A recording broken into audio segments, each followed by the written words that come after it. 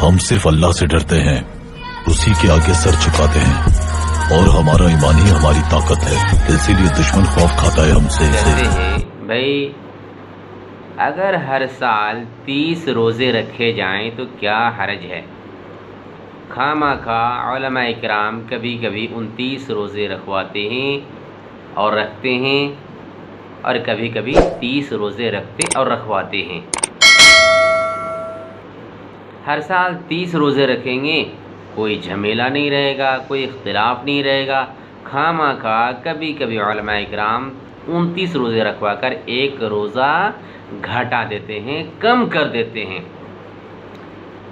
और बाज़ लोग तो ये दुआ करते हुए कहते हैं अल्लाह करे हर साल 30 रोज़े हो। ऐसा तो ये कम इल्मी की वजह से ऐसा बोल देते हैं। उन्हें समझना चाहिए कि अल्लाह रब्बुल आलमीन ने हर साल मोमिनों और मुसलमानों पर 30 रोज़े फ़र्ज़ नहीं किए हैं, बल्कि अल्लाह रब्बुल आलमीन ने रमज़ान महीने के रोज़े फ़र्ज़ किए हैं। और रमज़ान ये अरबी महीनों में से एक महीना है, और अरबी महीने कभी 30 रातों के होते हैं और कभी 29 रातों के होते हैं। जैसे कि आप आइए बुखारी शरीफ की रोशनी में इसको जान लेते हैं।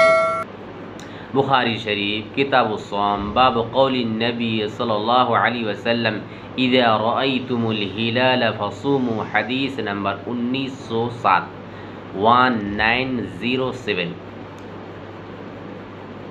इसमें है कि अल्लाह के नबी सल्लल्लाहु अलैहि वसल्लम ने फरमाया अश्शहरु 29 लैलतन, कि महीना 29 रातों का भी होता है। यानी अरबी महीने कभी कभी 29 रातों के भी होते हैं। तो माह रमज़ान यानी रमज़ान भी अरबी महीना है, तो ये भी कभी 29 रातों का हो सकता है और 30 रातों का। तो रमज़ान का जो महीना 29 रातों का होगा, उस महीने में 29 ही रोज़े रखने होंगे, और उसके बाद वाला दिन ईद मनाना होगा। यानी 29 दिनों तक रोज़े रखने होंगे, मुंह बंद रखना होगा दिन में। और जैसे 29 दिन पार करके 30वें दिन पहुँचेंगे तो वो खाने पीने का दिन होगा, ईद मनाने का दिन होगा, उस दिन खुशियाँ मनाने का दिन होगा।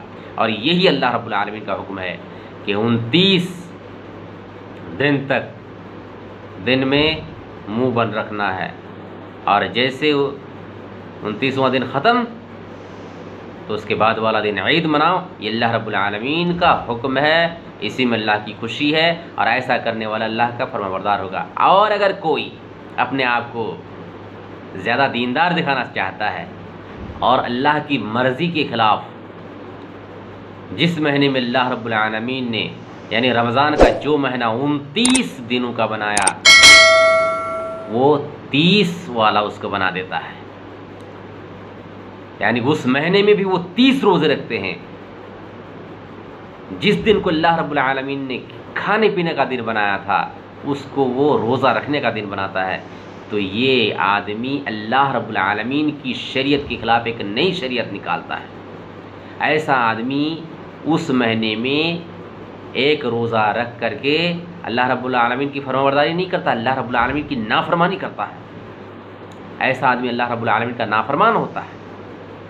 एक रोज़ा ज़्यादा रख करके अल्लाह रब्बुल आलमीन को खुश नहीं कर सकता, वो अल्लाह रब्बुल आलमीन की मुखालिफत करता है।